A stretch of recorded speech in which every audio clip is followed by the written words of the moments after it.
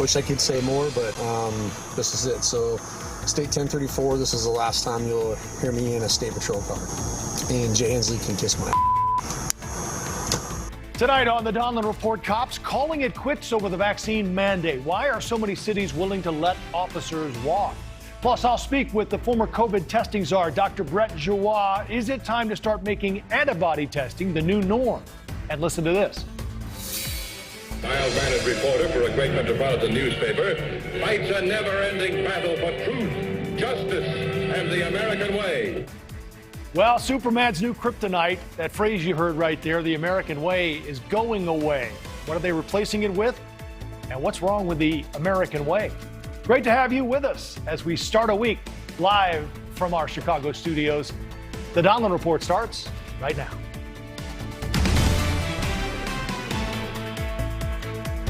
Good evening. To serve and to protect. That's the police motto. But why are so many who serve refusing to protect themselves with a COVID vaccine? That is the pulse of America tonight. Across the country, states and cities are mandating the vaccine for their employees. And across the country, hundreds, if not thousands, of police officers are refusing to the point of resignation. In fact, today is the deadline for all Washington state employees to get vaccinated or lose their jobs. Listen as a state trooper who was on the job for 22 years resigned over the weekend to the dispatcher as he ended his shift. This is my final sign-off after 22 years of serving the citizens of the state of Washington, being asked to leave because I am dirty. Numerous fatalities, injuries. I've worked sick. I've played sick. We've buried lots of friends over these years. I'd like to thank you guys. I'd like to thank the citizens of Yakima County, as well as my fellow officers within the Valley. Without you guys, I wouldn't have been very successful, and you've kept me safe and got me home to my family every night. Thank you for that. Wish I could say more, but this is it. So State 1034, this is the last time you'll hear me in a state patrol car. And Jay Hensley can kiss my Jay Hensley, we should point out, is the governor of Washington. We should also point out 93% of Washington state police employees have shown proof of vaccination, at least as of 2 days ago. In Seattle, the police and fire departments have come up with contingency plans due to fears of mass resignations. In California, 52% of highway patrol employees are not vaccinated. That includes civilian staff and officers. In Chicago, vacation requests are now being restricted since half of the police department is not vaccinated. In Baltimore, the union is urging officers not to disclose their vaccination status to city officials, as a mandate there is set to take effect next week. San Jose is allowing unvaccinated officers to remain on the job through the end of the year, with discipline and testing requirements to take effect after that. More than 460 law enforcement officers have died from COVID since the pandemic began. 4 times as many who have died from gun violence during that same period. Just this weekend, President Biden acknowledged how difficult it is to be a police officer these days. Being a cop today is one hell of a lot harder than it's ever been. In a moment, retired LA Sergeant Cheryl Dorsey and Scott Erickson, who spent 20 years in law enforcement, join us to talk more about why cities are willing to allow so many officers potentially to walk. But we're going to begin here with NewsNation's Keleigh Beesun. She is at the police headquarters in Chicago at this hour, where we're told police are doing just that, in some cases, walking. Keleigh? That's right, Joe. Well, officers who have not complied with the city's vaccination mandate are given one last chance today to do so. And if they do not, they will be stripped of their police powers. Now, to clarify, the requirement is for officers to report their vaccination status. Recently, a memo went out to Chicago police alerting officers that they would be fired if they don't comply with the city's vaccination policy. Police union president, he's been outspoken against this mandated reporting, saying it violates collective bargaining rights. And we caught up with him outside of headquarters moments ago. This is what he had to say to officers and to the public. Hold the line. Again, remember what matters. because this department doesn't care. And how quickly we forget when you kiss the ring and you become one of the anointed ones, and you're willing to throw everybody else under the bus now for your pension and your paycheck. Shame on every one of them.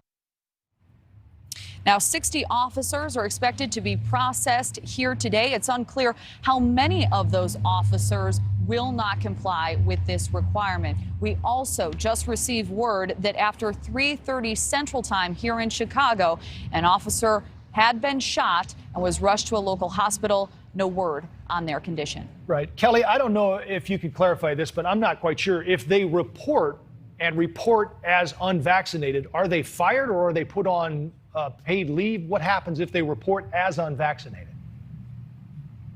If they report as unvaccinated, Joe, it seems that moving forward, they'll be tested. They'll be required to be tested twice a week for COVID-19, and that will happen on their own time and at their own expense. All right. Keleigh Beesun in Chicago for us tonight. Thank you, Keleigh. So why are so many big cities dug in on this, knowing they could lose maybe hundreds or thousands of officers? Let's ask our friend, retired LAPD Sergeant Cheryl Dorsey and Scott Erickson as well. Sergeant, let's start with you. What do you make of what's happening here and cities willing to just go the distance with this and losing all these officers potentially? Well, I think it's a game of name that tune in 4 notes or less, right? We'll see what happens because officers, have due process.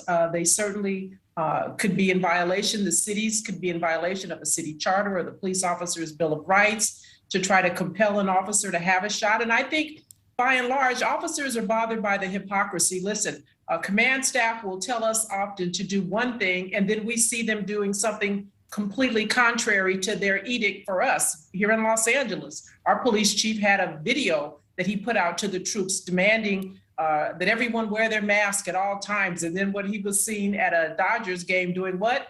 Not wearing a mask. And so I think it's the hypocrisy that is most bothersome by police officers. And so we'll see. While the term resignation is being used, that was a 22-year veteran who was eligible, I would imagine, for his pension to retire. And so if that's what they want to have officers do who are eligible, we'll see if they can keep up the personnel and the resources that are needed to fight crime on the street. Right. Scott, who do you think blinks in these big cities? I would assume that the politicians blink. I would hope that they blink because right now in America, we're not in a position to lose hundreds or thousands of police officers, especially in our major urban areas that are experiencing dramatic increases in crime. It's interesting. In 2020, every single one of these officers worked 24/7, engaged in hundreds of millions of police-citizen contacts throughout the country, all without the benefit of a vaccine. And last year, we appropriately called them heroes. Now, all of a sudden this year, for people who are refusing or uncomfortable with abiding by a politician's local vaccine mandate, we're now saying that these people may be fired. So it's completely backward thinking. It's not the time to be engaging in this battle of chicken when public safety is at risk. Sergeant, what happens if these cities lose all these officers? I know in Illinois, I've heard that there's talk of bringing in the National Guard. What's the situation in LA right now? Well, listen, what will ultimately happen is that the community will suffer because crime will go up. People will be victimized. I mean, let's not pretend that there isn't a segment of society out there who would like there to be fewer police. And those are the people that are preying on innocence. And so we'll have to wait and see. Bring in the National Guard. Are you going to do that across 18,000 police departments? Because that's how many there are in these United States. And so I think that at the end of the day, these administrators and these politicians will blink. They cannot afford by attrition, resignations, retirements, or just the inability to hire folks to have the numbers depleted. Scott, I realize that this is not necessarily their choice, but do police take a chance of losing the public if, in fact, they walk off by the hundreds or thousands and crime does even go higher? Well, I don't know if they have a chance of losing the public's in terms of where the public views this. The bottom line is this. The vaccines are very effective, but you're not going to be able to berate people into getting them through these mandates and through disciplinary action or threats of disciplinary action if they don't comply. What politicians should be doing is encouraging people with consistent rhetoric, consistent messaging, so that people will voluntarily get the vaccine. It's the right thing to do.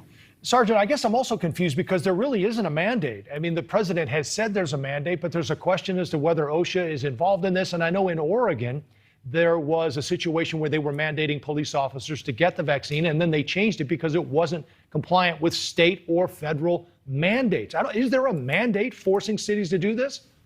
I don't believe that you can mandate someone to put something in their body that they don't want to put in there. And what kind of liability would a city have if someone has an adverse reaction to being forced to get this shot, any version of it, take a pill, whatever you want to call it? And do you really, are you really going to tax the officers with getting these tests on their own time and at their own expense? I think it's a threat, and we'll have to see whether or not these police agencies really follow through and how effective and sustainable it is. Scott, the sergeant mentioned hypocrisy. I'd like to get you on it because we mentioned in the open that 460 law officers have died since the pandemic began. I guess there are people, I'm sure, wondering why officers are so hesitant, or so many of them anyway, to get the vaccine. We don't know. And I think the bottom line is any type of medical decision is a personal decision between an individual and their doctor. And so there's no way of understanding why a particular officer or a group of officers may feel uncomfortable in getting the vaccine. Again, I'll say it, I think the development of the COVID-19 vaccine last year, from the onset of the novel coronavirus to the development and the distribution of the vaccine, was a remarkable feat. And we should all be proud of what we accomplished, what was accomplished. I support the idea of people getting the vaccine. But we don't know why people have individual concerns or issues, and we shouldn't try to assume that we do know. Sergeant, to give you the last word, we have 10 seconds. How does this end? Well, it'll end when it ends. And while we know that 400 officers died, we really don't know why they died. And so statistics can be manipulated. We'll have to wait and see. We will. Cheryl Dorsey, retired LAPD sergeant, and Scott Erickson. Great to have you both with us tonight. Appreciate the time. Thank you. Not just cops walking out now, students in California as well. NewsNation's Nancy Liu joins us in San Dimas, California, with more on that. Nancy? And Joe, statewide walkouts kicked off this morning at school districts all over California, including here at Bonita Unified in San Dimas. One of the biggest showings, though, was outside the state capitol in Sacramento, where hundreds of students, parents, and teachers sounded off about the vaccine mandate. The CDC currently recommends it for everyone over 12, but California is the only state to have a requirement for school kids.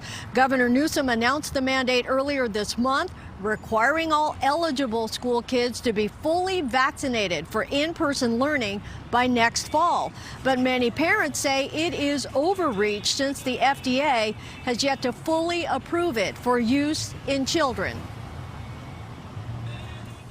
It does feel like our hands are tied and we're being pushed. If it comes down to not allowing us to go to school, our children, because they have to have a shot, we'll be taking them out of school and we'll be homeschooled. Now, there are no reports yet on statewide attendance rates, but protest organizers had projected that absences would be in the thousands today. Joe? Wow, it does feel like this is the next battle, especially once these vaccines get approved for those 5 through 11. Nancy Liu, thank you, live for us tonight in California. Superman's new kryptonite, taking the American way out of his catchphrase. Why is that? And what are they replacing it with? And what's wrong with the American way? We'll get into that. Plus, one man's camping trip turns into a nightmare when he's mistaken for fugitive Brian Laundrie. Does he look anything like him? You decide, coming up. And don't forget, you can follow us on social media at the Donlon Report on Twitter.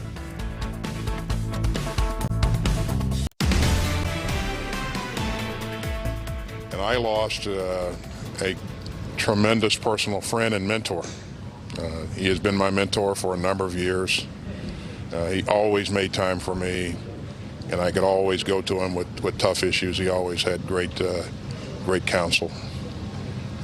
We will certainly miss him. I feel as if I have a hole in my heart. That, of course, Defense Secretary Lloyd Austin responding to the death of General Colin Powell. Powell leaves behind an impressive legacy in Washington and around the world from his decades in public service. Powell died this morning due to complications from COVID-19. The first African-American and youngest chairman of the Joint Chiefs of Staff, and later the first African-American Secretary of State under President George W. Bush. Former President Bush released a statement saying in part, he was such a favorite of presidents that he earned the Presidential Medal of Freedom twice. He was highly respected at home and abroad, and most important, Colin was a family man and a friend. Joining me now to talk more about Colin Powell is former member of President George W. Bush's senior staff, Brad Blakeman. Brad, it's always great to have your insight. You were in the White House at this time. I'd like to just start with a story or something you remember most about Colin Powell. Well, Colin Powell, first and foremost, lived the American dream.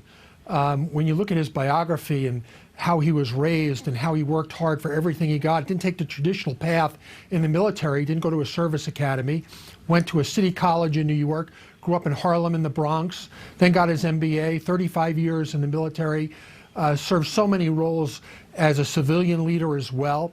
Rose to, of course, in the military, chairman of the Joint Chiefs. I remember Colin Powell in the tough times when in the aftermath of 9/11, right. Rising to the occasion of helping to lead this country through a very, very rough patch. I remember him during the time of President George H.W. Bush in leading us through the Gulf War. This is a patriot. This is a man who truly loved his country, and his service was invaluable at the time. We always seem to have the right person at the right time, and thanks to Colin Powell, America has been able to come through tough times better than we did. Well, we can see it in these pictures, Brad. It's just amazing when you think of what a fixture he was in that town. And I think the straightforward nature of how he approached things also appealed to a lot of people, and it led to what we now know as the Powell Doctrine. That's sort of how he looked at military situations. What kind of an impact did that have on you and how he looked at those things? Well, he was a problem solver. That's exactly what he called himself. He didn't want to be, be bigger than life. He was a common sense, no nonsense guy. When he was given a task, he did it. He didn't want to hear the 10 ways things couldn't get done, just the one way it could and should be done. And he was a great leader. One of the things that struck me the most was his humbleness in service. I've seen him in many positions over the many years I served 3 presidents. And what left me was how to treat people, how to comport yourself in government. The more power you have, sometimes it's intoxicating. He was quite the opposite. The more power he achieved, the more humble he got. I saw him at military events leave VIPs and go over to soldiers and ask them how their day was. What were they doing? I saw it in the State Department, where he'd go out of his way to talk to Foreign Service officers and leave ambassadors or presidents for a minute to just let them know he cared. That was Colin Powell. Right. The other thing, you talk about how humble he was. He was humble in perhaps the most controversial chapter of his career, and that was the UN speech from 2003 making the case to remove Saddam Hussein based on weapons of mass destruction that as we know now, didn't exist. He admitted it and said it was a mistake that would forever be a blot on his record. Well, in my opinion, we never had to go that extra mile for WMD unless, of course, we knew where it was and we were standing on it. Similar to what Kennedy did with the Russians, he disagreed with the military until such time as the evidence was proof positive that what they were building in Cuba at the time of the Cuban Missile Crisis. So we had enough evidence clearly to take out Saddam Hussein, but we didn't have to go that extra mile, and I think that's what he regrets, and I think it's true. We had enough with the sanctions at the time that he didn't need to make that case. Let's get a little more from the current Secretary of State, Antony Blinken. He talked about General Powell's passing. Here's a clip. Secretary Powell was, simply and completely, a leader, and he knew how to build a strong and united team. He treated people the way he expected them to treat each other, and he made sure that they knew he would always have their back. The result was that his people would walk through walls for him. That's saying a lot, Brad, and I think when you hear words like a leader and you think about what he was as a military leader, which is often the case, sort of an apolitical, again, straightforward figure in the public, he was very well respected in many circles. Why do you think he didn't run for president ultimately? I think it's because of his family and the toll that it would have taken at his family during the time. And unless your family is in on it 100%, you can't put them through that, because it's not only the individual running for president that affects. It affects your entire family and the way you live your life. So it's unfortunate, because in my opinion, he would have made a great president. Yeah. And I say that because he would have been a Republican president. I'm a Republican. I would have loved to have seen that. Well, he did, but though, it endorse wasn't in the Obama cards. and Hillary, though, which, again, this was later in his career, right? What did you make of that? Well, you know, people change over time. I was disappointed, obviously, when he did that. But he's a man of conviction. What you see is what you got with Colin Powell. And you have to respect that and appreciate it. I, of course, disagreed with him, but there are so many things I agreed with him on. And the one thing I think everybody can agree on is Colin Powell was a patriot who loved his country. Let me let you put an exclamation point, or at least a period, on that, Brad, because I saw in a later interview he said, "Let others judge me." How do you think he'll be judged? I think he'll be judged as a role model, a patriot, an example for all Americans. He led his life in a way that was exemplary, whether it was in the military, civilian, business life. And one of the few things people don't know about him, and I actually talked to him about it, he was an auto mechanic. He did his own repairs on his Volvos. Wow. So he was a man, he was a Renaissance man. Everything he did well. Yeah. Former member of President George W. Bush's senior staff, Brad Blakeman. Brad, it's always great to have you again. Thanks for the insight and the time. Pleasure. As the supply chain crisis worsened, Transportation Secretary Pete Buttigieg was home on paternity leave. Is it fair to criticize him for that? We'll talk about it ahead. And is it time to make antibody testing the new norm? The FDA says we can now mix and match vaccines, according to new reports. I'm going to speak with the former testing czar, Dr. Brett Giroir. That's ahead.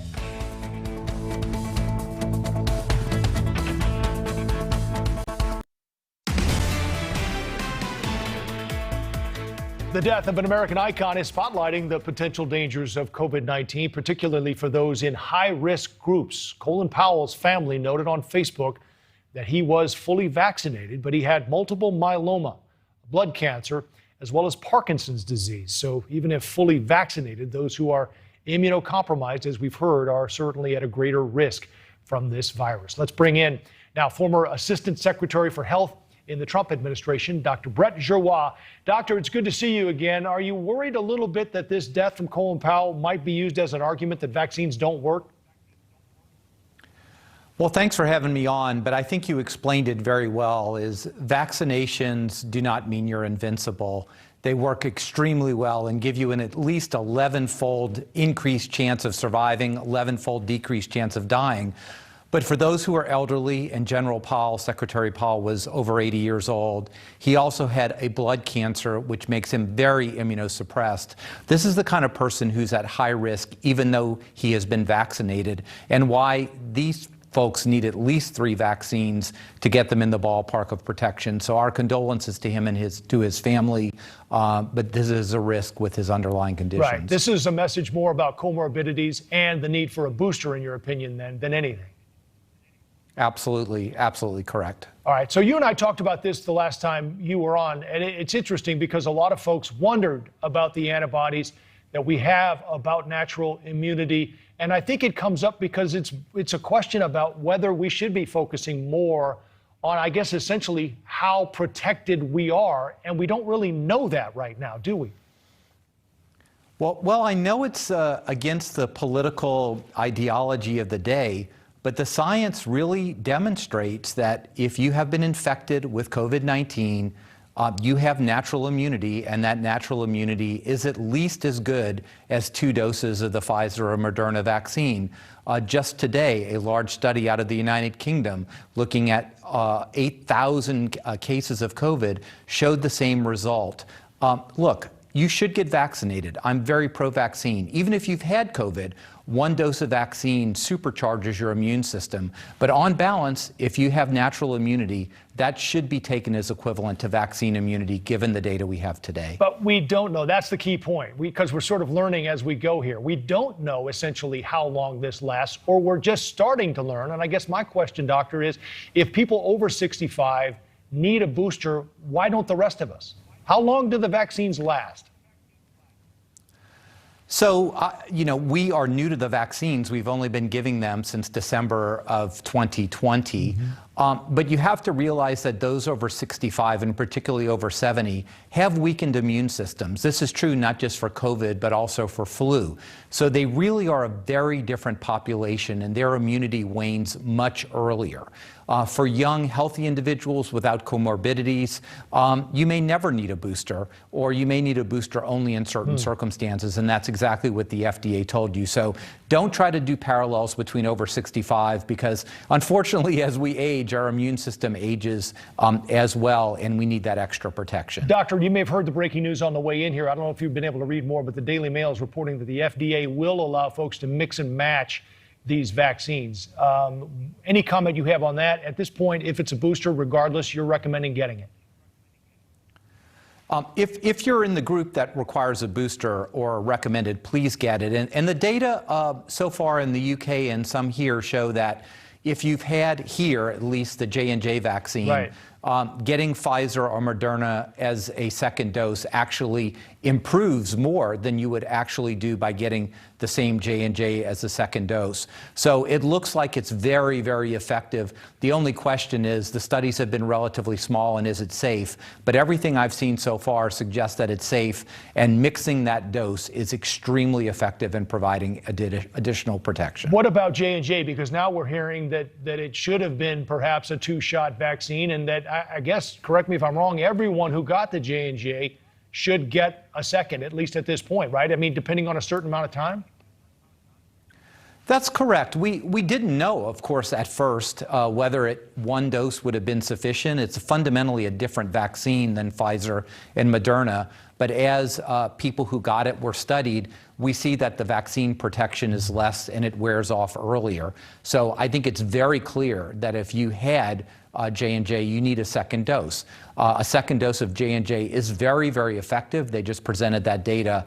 And it seems to be true that a second dose of Moderna or Pfizer could be even more effective than a second dose of J&J. So let's see how the FDA sorts this out. But I would expect them to approve a mix and match regimen as you suggested. All right. Always great information from Dr. Brett Giroir. And I'm getting better at pronouncing your name as well every time you come on. It's great to have you, sir. We'll make you an honorary Cajun. Okay. Take care, doctor. We're going to shift gears a bit here now to the ongoing battle on Capitol Hill. Lawmakers facing a tight October 31st deadline to pass both a $1.2 trillion bipartisan infrastructure bill and the Build Back Better Act, which could be as much as $3.5 trillion. But according to the Biden administration, the Build Back Better agenda will not cost a thing. In fact, the White House doubling down on this, tweeting just yesterday it'll cost $0. Joining me now, Julia Manchester, political reporter for The Hill.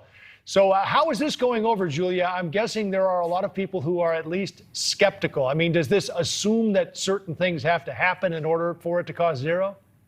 Yeah, I think that you're right, Joe. And I think this is the White House really trying to fight this public relation game against the Republicans who are really hammering Democrats over this $3.5 trillion spending package, in addition to having to deal with moderate Democrats expressing really some skepticism over the sheer size of this package. Look, there is concern that this is going to tax Americans and that this is going to result in higher taxes, especially on wealthier Americans, for example. Now, that goes against the Republican sort of endorsed economic message of trickle-down economics, but the White House very much still saying that this isn't going to cost Americans a dime. We saw what happened after the last deadline, Julia. Is there any indication that they're making progress on this one? Well, we've been hearing about meetings on Capitol Hill, specifically with those two moderate senators, mainly Senator Joe Manchin from West Virginia. He's one of those moderates who's really been a holdout on this package. So you're seeing progressives and the White House really trying to work with him to get him to some place that's closer to that $3.5 trillion number. But I got to tell you, Joe, speaking to moderate Democrats over the weekend outside of Washington and some inside of Washington, I think there's a lot of skepticism as to whether we will actually get a $3.5 trillion bill and whether that's just simply too big. Yeah. All right, let's move on to the supply chain backup, Julia. Transportation Secretary Pete Buttigieg said this weekend that it could last into next year. This is one of several economic impact issues that the administration is having to deal with right now. Right, and this is not a good one for the administration to have to deal with, especially when we're nearing the holidays. I think you're going to see a lot of shipping delays, and that's going to make Americans upset when it comes to that holiday shopping, and that's obviously going to have a big impact on the economy during a time when Americans are normally spending, and especially during the first holiday season where we've seen a post-vaccinated America. So that's something we'll be paying attention to, but I think the political implication for this is going to be big. I think you're going to see Republicans really honing in on these rising prices as well as these shipping delays, saying, look, the reason why you're not able to get your Christmas shopping done on time is because of the White House, because of Joe Biden and Democrats. That's going to be a message that they're going to be pushing. I'm sure. Julia Manchester, political reporter at The Hill. Thanks again, Julia. Good to see you. Thank you. For more on the supply chain crisis and Pete Buttigieg's absence, host of Eat, Drink, Smoke, Tony Katz, and host of the Mo Keleigh Show, Mo Keleigh, both join us. Tony, let's start with you. Now, the right is criticizing Pete Buttigieg here for taking the extended leave after the birth of his twin daughters, he and his partner's daughters. What's wrong with family leave? 6 weeks is pretty standard here, though his was a little bit longer. The argument isn't about family leave. That's what some people want to say to make you not pay attention to the issue. The issue is that he wants to talk about taking care of his family, which I think is fine. But there are Americans all across the heartland who want to take care of their families, but they can't because the goods that they sell are stuck in a port. And if you're not willing to do the job, you got to give the job to somebody else. No one argues taking care of your family, but many of us don't get 6 weeks or the 2 months or 3 weeks or a week. We're back at work, and these people desperately want to get back at work. They're being prevented from getting back to work by the supply chain issues, which have a lot of causes, but they don't have a Secretary of Transportation who seems interested in solving the problem. Well, there's a lot to parse there for our friend Mo. Mo, we'll do that in a second, but let's listen to what the Secretary had to say, at least this weekend on CNN, about this leave. The work that we are doing is joyful, fulfilling, wonderful work. It's important work, and it's work that every American ought to be able to do when they welcome a new child into their family. Mo, is this more about timing? Because I think certainly those critics could say, you know, this is not a good time. We've got a shipping crisis that's going on, and we've got a situation with an infrastructure bill that's being discussed right now. Not great timing. I would have to agree it's not great timing, and I can't really disagree with much my counterpart has said. Now, I would quibble with the nature of the criticism. Yes, there has been criticism about the paternity leave aspect of Pete Buttigieg, but as the Secretary of Transportation, this is high time for him. What's going on at the port is, I would say, it's an economic issue, it's a Homeland Security and national security issue, and although we may debate the merits of paternity leave for same-sex couples, we should not debate, in my humble estimation, whether the Secretary of Transportation should be leading the messaging. Not only that, but the infrastructure bill, they kind of walk hand in hand. So I don't necessarily disagree with him. I think we need to be specific about the nature of our criticism and the reasons behind them. All right, Superman, guys, has a lot going on. I'm not sure if you're aware of this. Let's listen to this clip and we'll get you on it after.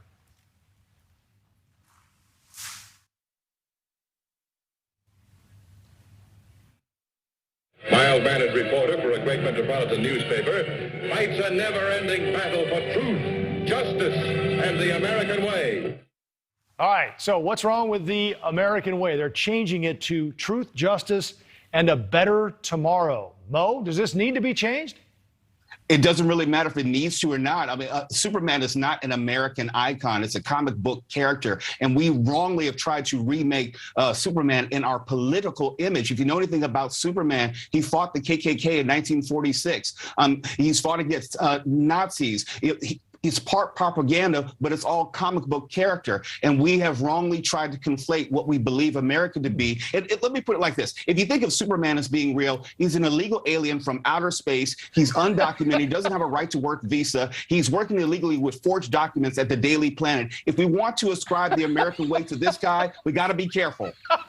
Go ahead, he Tony. knows without question that the American way is the better way. He's not pushing right or left. He's pushing an idea and an ideal. That's the kind of person we want in this country, or is it not? And all of a sudden there are new rules. Someone's got to fill me in. Tony, I'm not sure, though, because, I mean, everybody updates the message, right? Make America great again, build back better. It all suggests hope for a better tomorrow, doesn't it? What's different with this? you're making an argument that the American way doesn't bring the better tomorrow. And I would argue that the American way, in terms of the Constitution, in terms of capitalism, are the only ways you get to a better tomorrow. History has proven it, and it will continue to prove it if we can allow ourselves to recognize its value. Mo, take us out. He's not an American. The co-creator of Superman is a Canadian. I mean, we have really bastardized humbly what Superman was and what he is. He's a comic book character. DC has the intellectual property rights to him to make him as they see fit. Wow. And that's why they can't make movies that make any money. This was a lot more interesting than I was expecting. But host of Eat, Drink, Smoke, Tony Katz, and the host of the Mo Keleigh Show, Mo Keleigh. It's great to have you both. Thanks for the time, guys.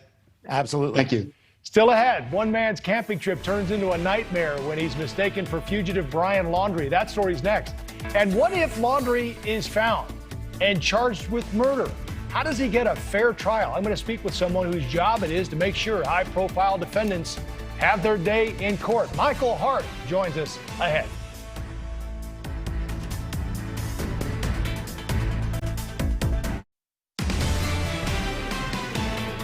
Search for Brian Laundrie continues, but U.S. Marshals reportedly thought they may have found him along the Appalachian Trail over the weekend. For more on that, let's go to NewsNation's Brian Enton with more on this look-alike and what happened. The U.S. Marshals were involved in this, Brian. Yeah, they were, Joe. This is kind of a crazy story. You have this young man and woman, a couple, hiking together on the trail. They check into a small hotel for the night. They're going to sleep, and then all of a sudden they hear banging on the door, and U.S. Marshals bust inside their hotel room, guns drawn. They handcuffed the guy because he looked like Brian Laundrie. Apparently, someone had called in a tip saying that he was Brian Laundrie. He was telling them, I'm not Brian Laundrie, I'm not Brian Laundrie, but still they had to do fingerprints, confirm it was not him. Then they took the handcuffs off and let the guy go. But it basically shows you just how intense this manhunt is right now, Joe. I wonder, Brian, do you think that could be the person a witness thought they had seen a couple of weeks ago? You know, I thought the same thing because it's in the same area, so it's possible. But there have been so many sightings in that area. Also in other parts of the country, some new reported sightings in Ohio also. I think it's also just that Brian Laundrie kind of does have a familiar look about him. Yeah. All right, Brian Enton, thank you for the update. Appreciate it. Let's bring in now someone to do what we call defend the indefensible here, criminal defense attorney Michael Hart. Michael, it's great to have you. Someone said to me the other day, Brian Laundrie is innocent until proven guilty, right? And I thought, well, it certainly doesn't feel that way. Let's get someone on to talk about it. What do you think? Well, it's true of Brian Laundrie, and it's true of every citizen in this country, and that's the beauty of our system. So he's been pretty much convicted. Let's say they do catch him. How does he get a fair trial? Well, it's a challenge, but that's always a challenge in a case with any notoriety at all. And he can get a fair trial. It's just going to be a lot harder to get it done. That's why you need good lawyers to ensure that there's a proper panel and that the jury is objective and impartial. And we work hard at making sure we get fair trials. Yeah, I'm sure you don't know as much as his current attorney, and there's a lot you don't. But I'm just curious what you might use as possible opening statement material. What do you prepare for in a case like this where you know the public's against you? Yeah, you want to make sure that the case isn't prejudged, right? Take this earlier story about the guy that was just misidentified as Brian Laundrie, right? You can say the same thing. Don't jump to conclusions, right? Let's have a fair analysis, put the state to its proofs, and require them to prove that Laundrie did what they say he did. Yeah, everyone has advice for Laundrie, Michael. Here's Dog the Bounty Hunter. Let's listen. So, Brian, let me have you, Brian. What did you do? You're living it every night, aren't you, boy? Turn yourself in, Brian. Once in your life, be a man. So, Michael, this is interesting for me, too, on your side here. You've got to find a way to answer a lot of the questions people have. For example, why run? Why? You know, that's what guilty people do, right? Yeah, I mean, that's a tough question. There are no real good reasons to run. I will tell you that in many states, there's a flight instruction, right? So instructing the jury that flight or escape is evidence of guilt. You can consider that in analyzing the evidence. That's right. He could be scared. he may not be alive for all we know. Right. If you're defending his parents, your counsel would be to say nothing? Absolutely. I don't really understand who the lawyer represents, because I would say that the lawyer is conflicted. He either represents the parents, who may or may not be involved, or he represents Laundrie, who may or may not be involved. I don't think you can serve both of their interests at the same time. Is there a possibility that he might be somehow in touch with his lawyer, Brian Laundrie? Would that surprise you if he were? Yes, it would. I mean, if the lawyer spoke to him before he left, right, his advice ought to be, please don't call me. It's very precarious for the lawyer. He can't advise Laundrie, for instance, where to go and how to get there. Right. And I'll say this for Mr. Hunter there, or maybe Bounty Hunter, Mr. Bounty Hunter. Look, coming in is probably the best idea, but it has nothing to do with manhood or anything else, right? Looking over your shoulder for the rest of time is no way to get about the world. Yeah, you would consult him to come turn himself in. I think I would. Yeah. All right, criminal defense attorney Michael Hart, it's good to see you. Thanks for the time. Always nice to see you, Joe. On Balance with Leland Vittert starts at the top of the hour, and he joins us now. What do you have? You like wine? Yes, but not as much as other spirits. Not as much as other spirits. Well, but you also like spirits in glass bottles. Yes. Massive shortage. So the empty shelves store shortage, the supply chain crisis, is now coming to a liquor store near you, because in all of those ships that we see like floating off of California are the bottles for your favorite spirits and your favorite wine. Maybe it looks like I picked a good time to stop drinking scotch. Well, that's over in the UK, though. You only drink the good stuff that actually comes from the UK. You don't drink bourbon and whiskey like the rest of us, right? All right, Leland, we'll see at the top of the hour more on that. A heartwarming American snapshot to start the week, and it's a good one why this dad and son duo are dancing for joy. That's ahead. To the old...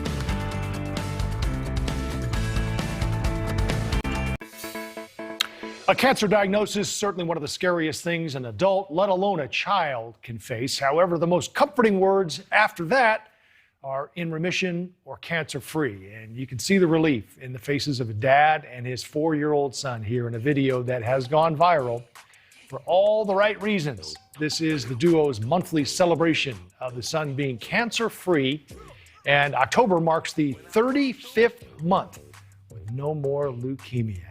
Not the first time they went viral with the celebration either. This is a video of them letting loose to celebrate Christian's 11-month milestone of being cancer-free. That was back in 2019. That's great to see. That is our American Snapshot for tonight, a celebration of the preciousness of life and the bond, of course, between a father and son. And that is our time for now. We appreciate you being with us. Have a great night. On Balance with Leland Vittert is next.